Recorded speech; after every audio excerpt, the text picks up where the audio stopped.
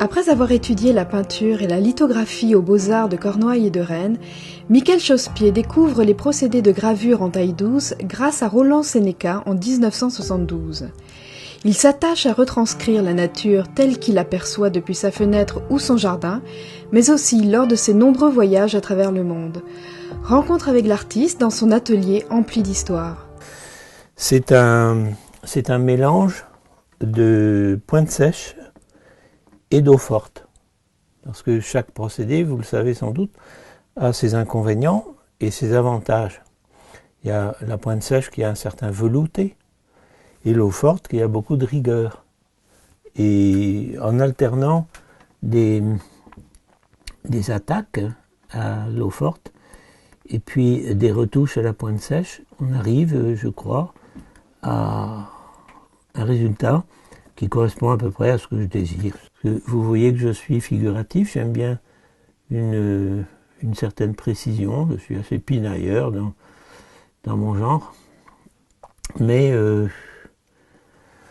cherche quand même à poétiser un petit peu les choses, à arranger à ma façon, d'après la réalité. De temps en temps, bien sûr, j'essaye de faire des plaques qui sont totalement imaginatives, mais enfin c'est un peu minoritaire pour moi. Je suis très proche de la nature, j'aime bien les choses de la nature, j'aime bien regarder autour de moi, contempler. Je suis assez contemplatif. Alors cette plaque-là, je l'ai faite d'après un dessin que j'avais fait sur place à Belle-Île-en-Mer. Il y avait une grosse poutre qui était échouée. Et sur cette poutre, il y avait toute cette colonie de pousse-pieds. L'ossature, je le fais à l'eau forte. On recouvre la plaque d'un vernis.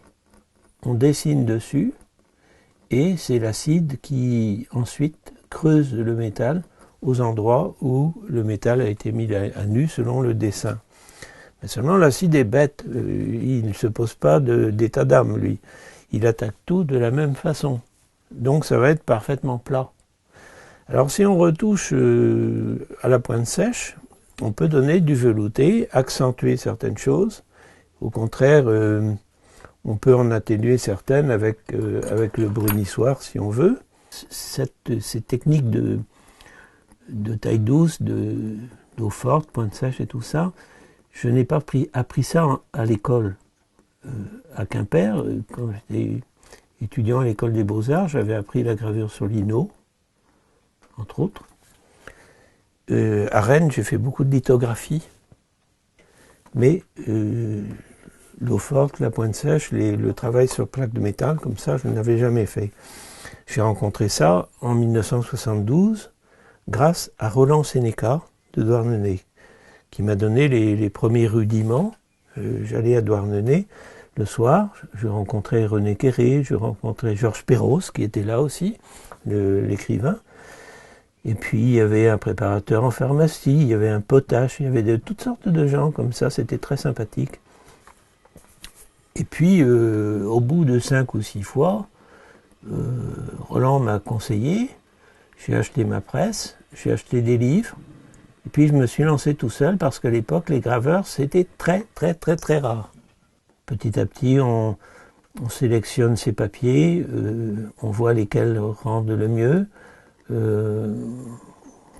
on se fait son petit métier justement.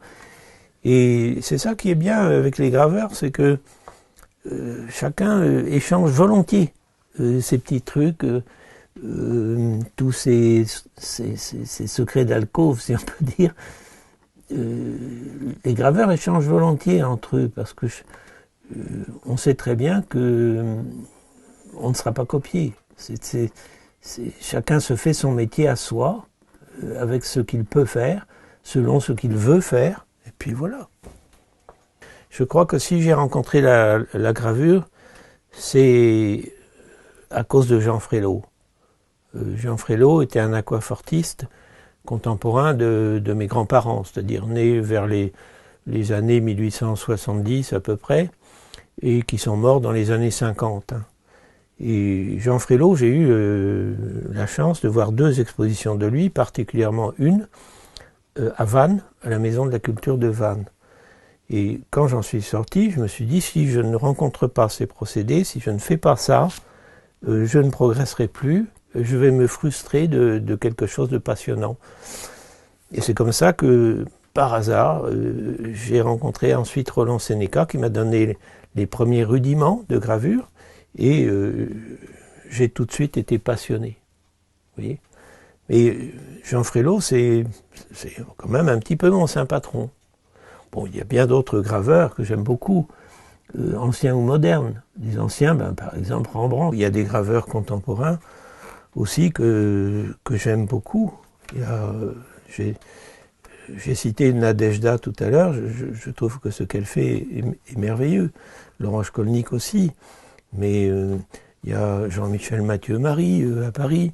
Il y a tant d'autres graveurs qui sont fantastiques maintenant. Oui, alors là, je suis en train de préparer, de faire un dessin qui prépare une gravure.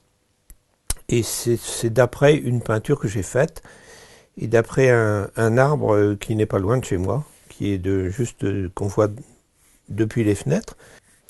Alors cet arbre est tout à fait remarquable, c'est un chêne, il est très beau. Et ça me fait penser un petit peu à une épreuve du bac, que je surveillais autrefois, une épreuve de dessin du bac. On leur demandait aux potaches de dessiner leur arbre, l'arbre qu'ils préféraient. Et moi, ça m'a rappelé justement des souvenirs que je sais que quand je suis rentré aux Beaux-Arts, il y a eu un arbre qui a été abattu parce qu'il était mort. C'était un arbre que je voyais à Quimper depuis ma chambre de la rue de Salonique. Et cet arbre, c'était un séquoia qui vivait à l'Évêché. Et puis en 1955, il y a eu une année très, très sèche et il est mort. Et j'ai senti qu'il y avait toute mon enfance qui foutait le camp avec cet arbre-là. Et je crois qu'on disait, c'est un petit peu ce que j'aurais fait moi si j'avais été à la place des potaches. Et alors on disait, on citait dans le sujet aussi une phrase de Soulages, le peintre contemporain, qui disait que lui, quand il voyait un arbre, quand il voulait dessiner un arbre, il faisait une première lecture de l'arbre en dessinant les rameaux, les branches et l'arbre dans sa plénitude. Et qu'ensuite, il faisait une seconde lecture, c'était les vides. Il regardait les vides, les négatifs en quelque sorte, les vides entre les branches. Alors je ne sais pas quel effet ça a fait à ces gens qui passaient le baccalauréat, mais pour moi ça a été une révélation, et depuis je ne peux plus dessiner un arbre sans penser à Soulages, et en me disant, nom d'un chien, il avait vraiment raison, parce que c'est très très important d'écrire les vides entre les branches. Vous voyez. Alors c'est ce que je suis en train de faire maintenant avec mon arbre actuel, celui que je vois tous les jours depuis mes fenêtres. Voilà. Et alors je fais un dessin préparatoire parce que vous savez bien qu'en gravure, une fois qu'on travaille sur le cuivre, eh bien, il vaut mieux ne pas trop se tromper. Hein. Donc je suis en train d'essayer de calibrer tout ça, de voir les masses, de voir comment présenter cet arbre-là sur ma plaque. Et puis, après, je prendrai un calque, je reporterai ça à l'envers sur le cuivre, et puis je me mettrai à graver.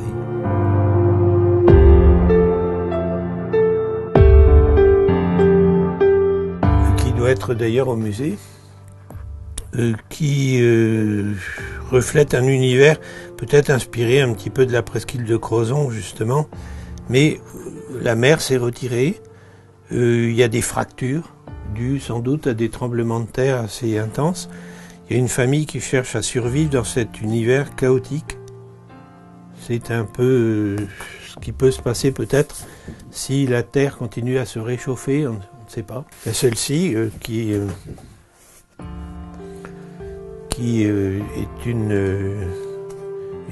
un jeu de patience, parce que j'ai dû dessiner un certain nombre de galets.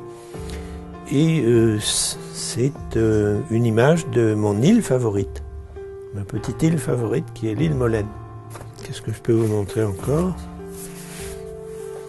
Celle-là que je vais présenter à Douarnenez,